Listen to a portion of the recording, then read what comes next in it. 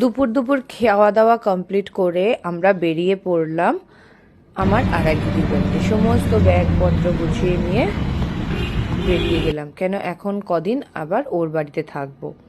এই যে এটা হচ্ছে ব্রিজ, এই ব্রিজটার ওপর দিয়েই যেতে হয় এবং যাওয়ার পথে এখানে পড়ে IIT campus, IIT quarter, IIT হোস্টেলটা আছে। আমরা এটা ছিল, ভালো লাগছিল, গরম ছিল না। এইটা হচ্ছে আইআইটি হোস্টেল, এরপরেই আছে কোয়ার্টার ক্যাম্পাস।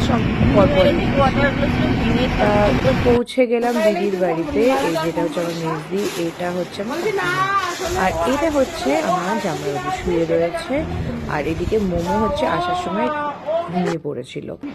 আর এই হচ্ছে দিদি, এই দিদি হচ্ছে বাইরে গেছিল, এখন ঢুকলো।